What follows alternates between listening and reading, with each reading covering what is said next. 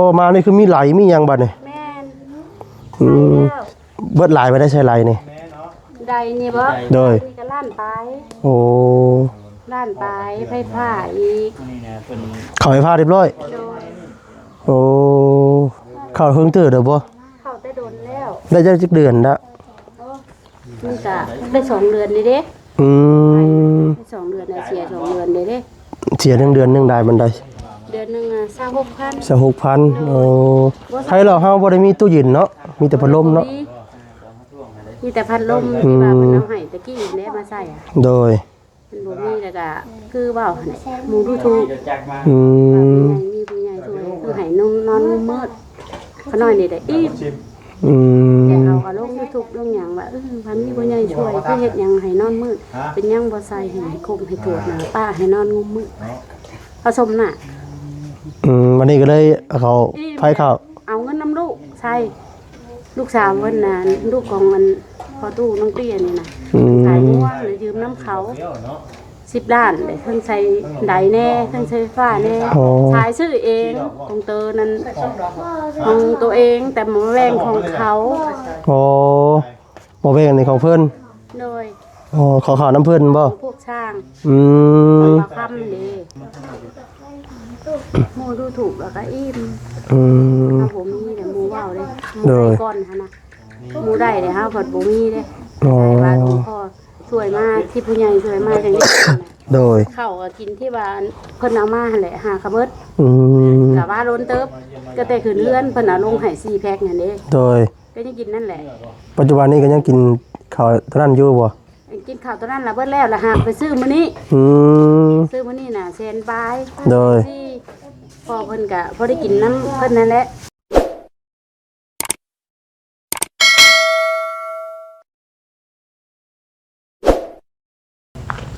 พี่น้องเอ้ยเนาะก็ยังใส่แมสคือเก่าพี่น้องเอ้ยเนาะพอดีว่าเรื่องไข่ก็ยังเสียงก็ยังเงียบอยู่พี่น้องเอ้ยเนาะพอดีว่ามาดดมาล้างน้ำกันก็ได้ป้องกันไว้ก่อนพี่น้องเอ้ยเนาะพอดีว่า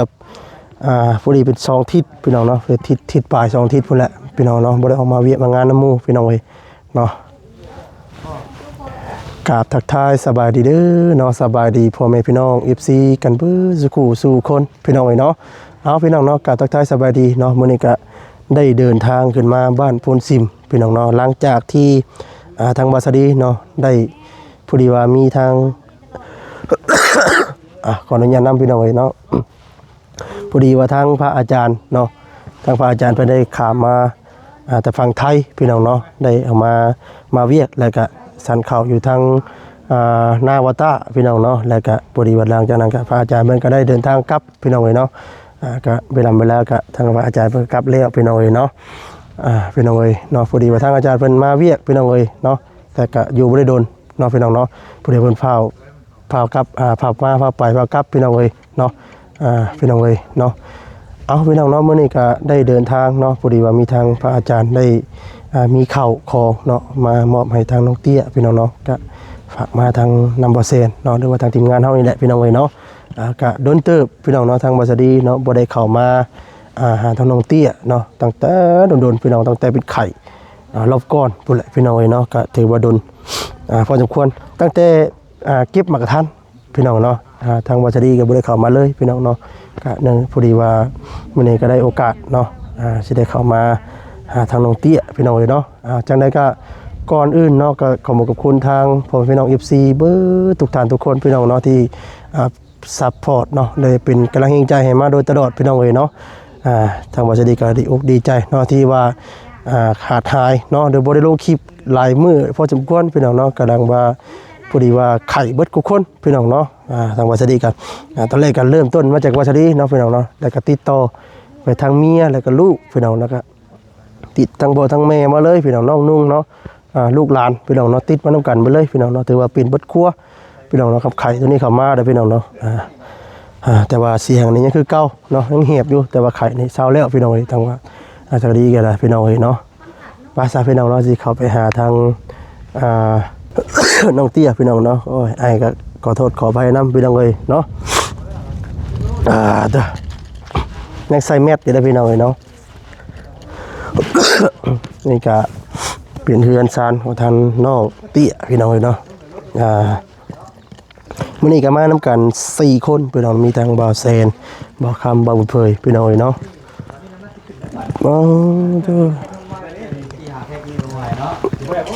มาวันนี้นะมีหมักนมหมักนัดเนาะแม่นว่าหมักนัดนี่หมักนี้บ่โอ้สบายดีเด้อสบายดีโอ้มานี่คือมีไหลมีหยังบัดนี่เบิดหลายไปได้ใช้ไหลนี่ได้นี่บ่โดยนี่ก็ล้านไปโอ้ล้านไปไฟฟ้าอีกเข้าไฟฟ้าเรียบร้อยโอ้เข้าเฮิงเตื้อเด้อบ่เข้าแต่โดนแล้วได้จักเดือนละนี่ก็ได้2เดือนนี่เด้ได้2เดือนน่ะเสีย2เดือนนี่เด้เสียเดือนนึงได้มันได้เดือนนึง26,000 26,000โอ้ไผเราเฮาบ่ได้มีตู้เย็นเนาะมีแต่พัดลมเนาะมีแต่พัดลมที่ว่าเพิ่นเอาให้ตะกี้แล้มาใส่โดยมันบ่มีแล้วก็คือเว้าหมู่ดูถูกมีผู้ใหญ่ช่วยคือให้นอนงุมมืดเขาน้อยนี่ได้อิ่มแต่เอาก็ลง YouTube ลงหยังว่าพันมีผู้ใหญ่ช่วยคือเฮ็ดหยังให้นอนมืดเป็นหยังบ่ใส่ให้คมให้ตรวจนะป้าให้นอนงุมมืดผสมน่ะวันนี้ก็เลยเขาไผเข้าเอาเงินนำลูกใช่ลูกสาวเพิ่นน่ะลูกของมันพอตู้น้องเตี้ยนี่น่ะขายงัวหรือยืมน้ำเขา10 ล้านเลยทั้งใช้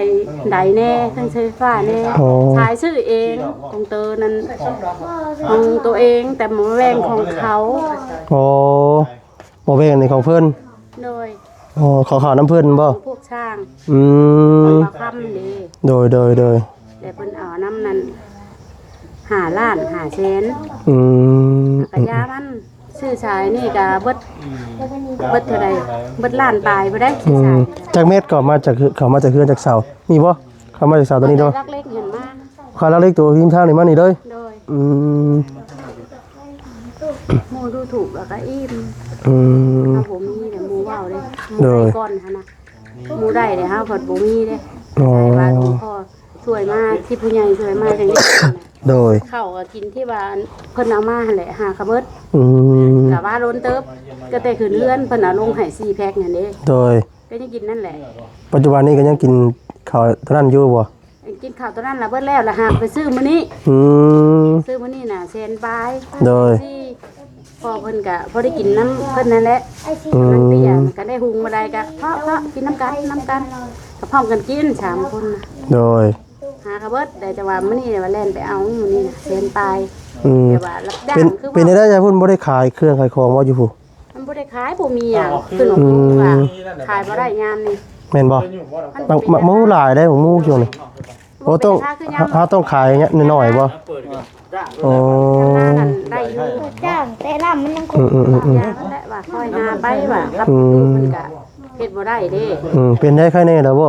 ใครๆแน่แล้วครับซื้อปีมาต้มกินเป็นได้คือว่ายังได้กินปีอยู่ก็ได้กินได้ลำไส้เรามันบาดเด้แบบล้างไปไม่ล้างปูนนี่เด้แต่ว่าใครล้างน่ะเช้าแล้วบ่ครั้งนั้นมันก็บ่ได้เช้าได้นี่บ่นี่ยังบอกอยู่ยาข้างในน้ำใสก็กินแล้วแต่มันบ่ออกกินไปอยู่หั่นแหละอยู่ไปวันๆแต่ละมื้อละวันอยู่น้ำหักยาข้างในเนาะคือมื้อนี้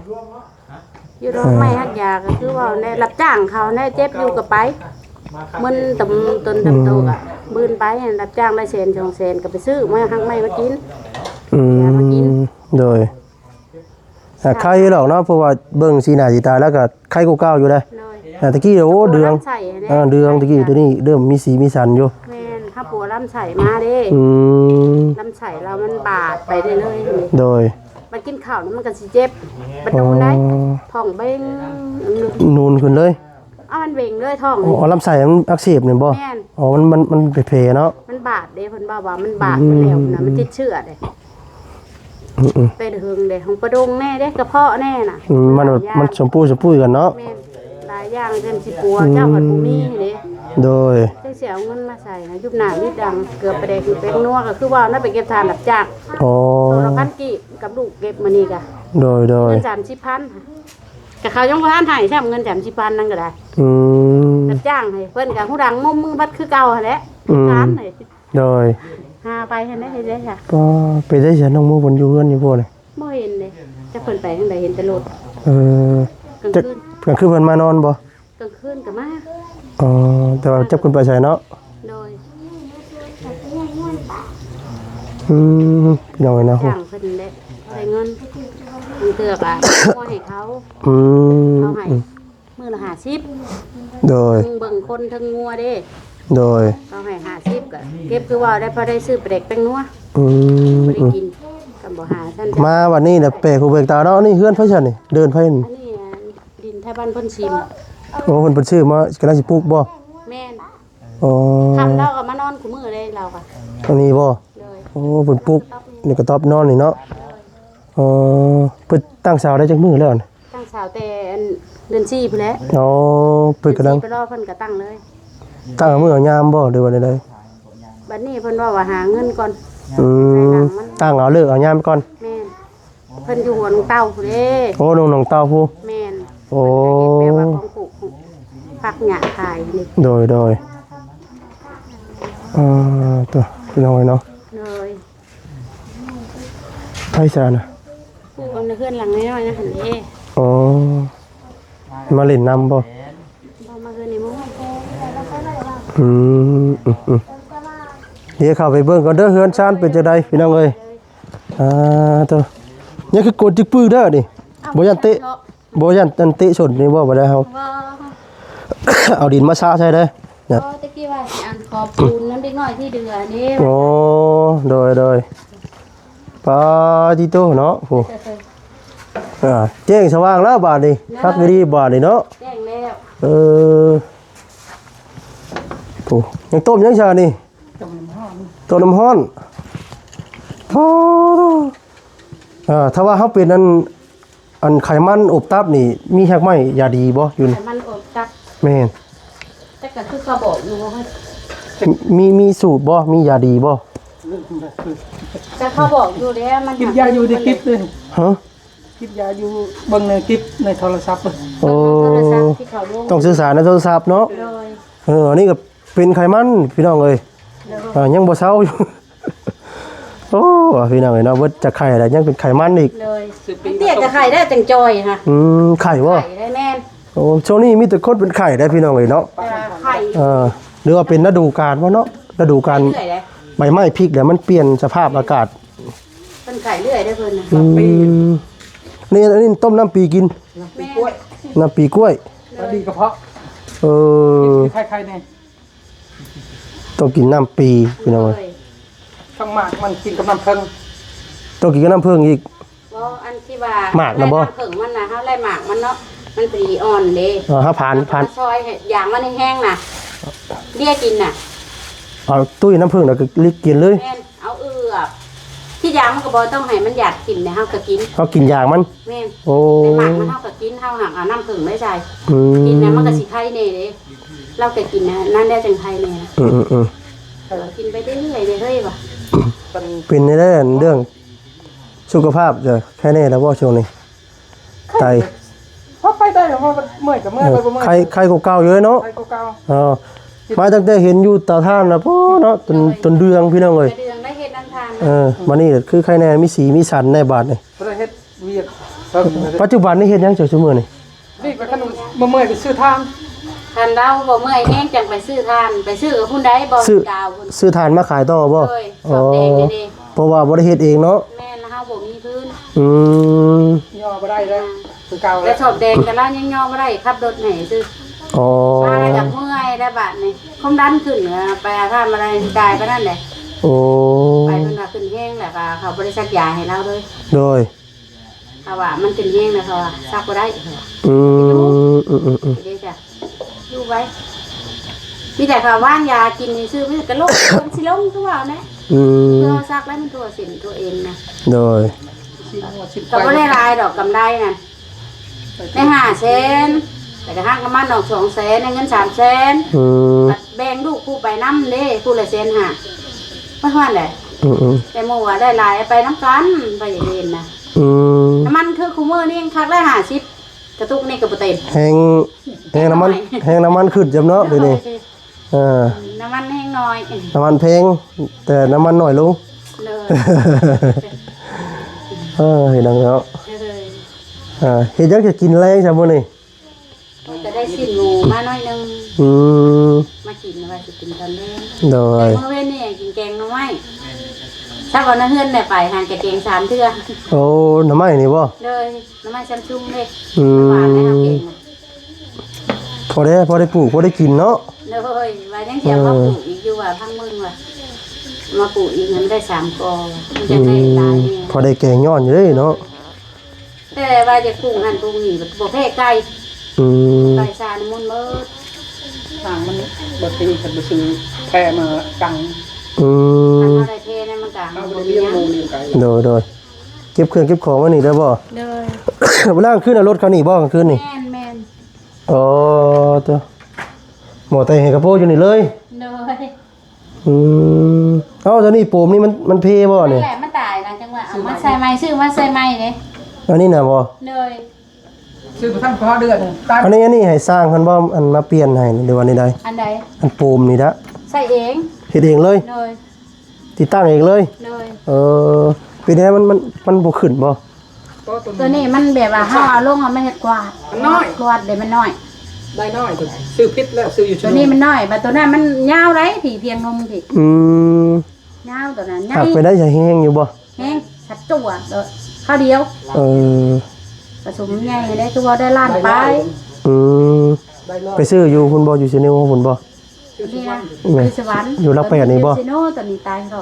อืมคือว่าได้เกินกำลังเพิ่นเนาะ แล้วก็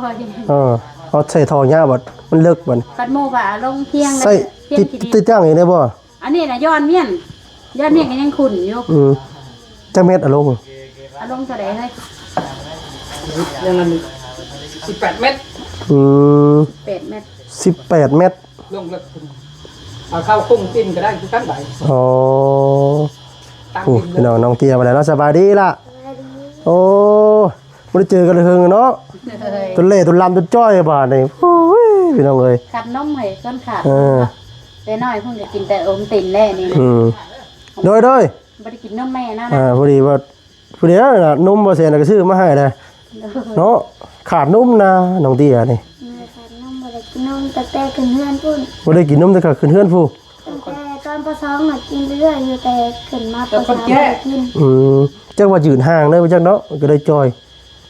ไข่เรื่อยเด้ ไข่อีกบาดนี่มันน่ะหยอดเลยบาดนี่ ไม่นั่นก็ไข่ถ้าจะเข้มหนึ่งก็ 11 ปีหน้าจะตายเอง คนบัดแฮงย่านเข็มอยู่แฮงถึกชักเลยบาดนี่เนาะชัก จั เข็ บ ม แม่บางมื้อแม่ตู้มาแม่ตู้ถ้าเพิ่นรักยาวค่ะต้องมีเงี้ยนแล้วก็ชัก อื ชัก ม กี่นะเฮาบ่ชัก อ่า เล่นเดียว ชักแต่ที่แท้ที่สุดตอนชักมานอนมีไว้ข้างนี้ก็ตอดเก็บมันให้อุ้มเนาะไปสิอุ้มไล่ตัวเพิ่นใหญ่เลย ดึง ห่วยลากดินไปเลยนะแข่งกัน ใหญ่เป็นชาวแล้วย่านเข็มอยู่บ่ ย่าน คอ ญาติคือเก่า แม่มันก็ยังย่านเข็ เอ ม อ คนละเมือนี่ย่านเข็มคู่คนน่ะ เออ แม่มัน บ่เจ็บดอกสมุดกัด ชั นี่ กประตูตันมาน่ะให้ชักยาแล้วยังบ่ซัก เอ แล้ว อ บอกว่ามันอื่นสายจังชัก คือตอนนั้นเราคิดว่าแล้วบอกว่ามือตอนแหละเป็นสายจังชักเลยตายเรียนจังสัน ย่านเข็มเนาะเออ ย่านเข็ม เมื่อแต่บางมือจังสันชักแล้วไปชักให้ได้ อืม คู่เข็ม นี่มาชักให้ไปทุ่งเก่งแต่ห้าวหนึ่งบ่ให้กุ้ง เด้อ แล้วเคยกุ้งเลยมันจำกระดูกแล้วย่างไร เนี่ยเจ็บก้นนะเนาะ มาเดือนบัวให้เจ็บแต่ยังหายอยู่ได้มาเดือนตอนนั้น เออ แต่วันนี้เขาชักตอนนี้แล้วเวลาเกิดเลิกเลยมาเดือนนั้นย่างได้ อืม ชักให้แม่อุ้มแม่ นี่ย่างขึ้นรถยากเลยขึ้นรถ อื ที่ ม หนูเงิน เป็นไรทำเฮียนฮอดใส่แล้วน้องเตี้ย อุปสรรค ฮอดบ่3เป็นได้สิ่งนะบ่ เช็งแล้ว ได้มากยัง แต่ท่านได้เซ็งแต่เจ๊เซ็งมานะกูเซ็งแล้ว อ๋อ เบาสนักนี่น้ำบัดเซ็ง อืมสอบได้อันนั้นยังก็เลขยังก็เพิ่นว่านะได้ชั้นยังก็ได้หมักหนึงอยู่บ่บอกว่าหมักหนึงหมัก10แล้วเนาะมันได้หลายเนาะ บอกไปไร ได้หมัก10บ่ บ่ท้องเจอเลขเขาบอกเคยเฮียนเอาครับได้มา8 ปีหน้าบ่ได้เนาะปีหน้านี่แม่น สิ่งที่นึงเนาะ 3 อืม 6 7 8 อืม ขึ้นไป ในที่นึงนะนี่เนาะ เลย เอาเก่งแรกพี่น้องเอ้ย ที่หนึ่งแต่คะแนนหมู่หลายกว่าแต่ฮักเอง อืม บางเทื่อขึ้นมาเบิดในคุยแต่หูคะแนนแต่เฮาบ่ได้มีตุ่มเฮาก็บ่ได้แตะ อืม ปกติมันจะเล่นชื่อ ได้ตัวหูวันนี้ว่าเสียนจะเต็มเลยวันนี้เนาะพอดีว่าข่าวเบิดบอกพอดีแล้วนี่กินข้าวเจ้าอีกเนาะ เขาว่าแต่โดนแหละ เบิดจะโดนแล้วมีไข่พร้อมนี่น่ะไข่แล้วก็มีขนม แต่อันเดือน1หรือเดือน2นี่ อืม ตอนปิดเทอม ตอนปิดเทอมพี่ไข่ยักมือแล้วบ่ได้ไปเรียน บ่ทราบเลย เช้าแล้วไปคือเก่าบ่วัน ไปให้เราแต่ พักสิมื้อ พัก4มื้อ มันจะกลับไปเดี๋ยว บ่คือว่าไปฟ้อนบ่ได้ไปฟ้อนน้ำเพิ่นบ่ บ่แล้วก็ไปเลือกก็ที่น้องใหญ่ห้องบ่หาไปก่อน โอ้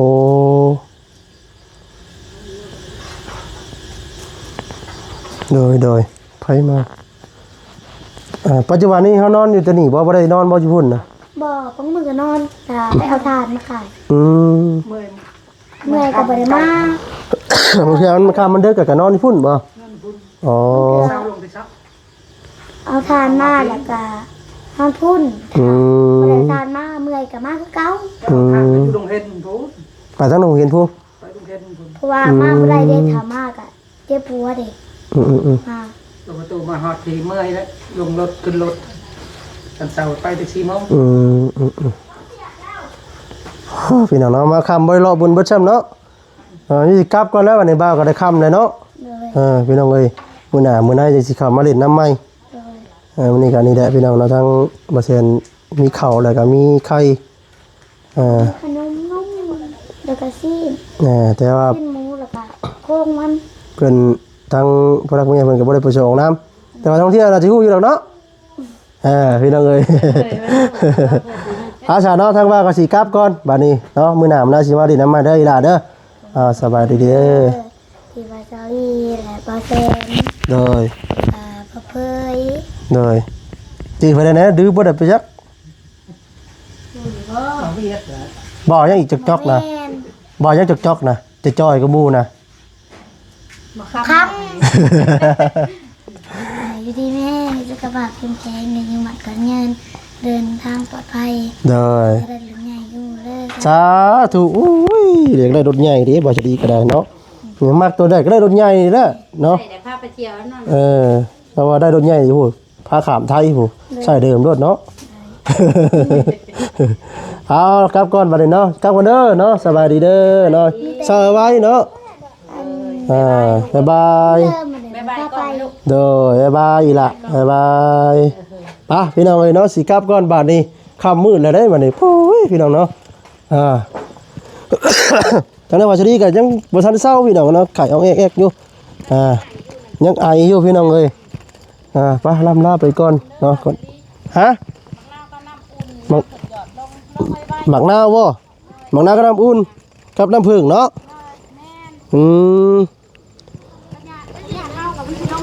โอ้โดยขอบใจหลายพี่น้องเอ้ยเนาะได้คำแนะนำมาเลยพี่น้องเอ้ยไปซะเนาะกลับก่อนบัดนี้เนาะผู้ใดรถก็จอดอยู่ทั้งผู้ใดพี่น้องเอ้ยเนาะน้องมะลิพี่น้องเอ้ยเนาะเดี๋ยวสิอัปเดตให้พ่อแม่พี่น้อง FC รับชมนำกันพี่น้องเอ้ยเนาะกำมือติดตาอะไรพี่น้องเนาะก่อนอื่นก็ขอบคุณทางพระอาจารย์ในไลน์เด้อพี่อาจารย์เนาะ เนาะที่ซอยเนาะทางน้องเตี้ย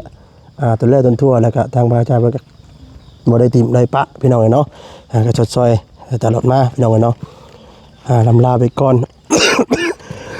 โอ้ยขอโทษขอไว้ลายพี่น้องเนาะลำลาไปก่อนอยู่ดีมีแฮงเบิดทุกท่านทุกคนเด้อพี่น้องเด้อเนาะสบายดีพี่น้องเอ้ย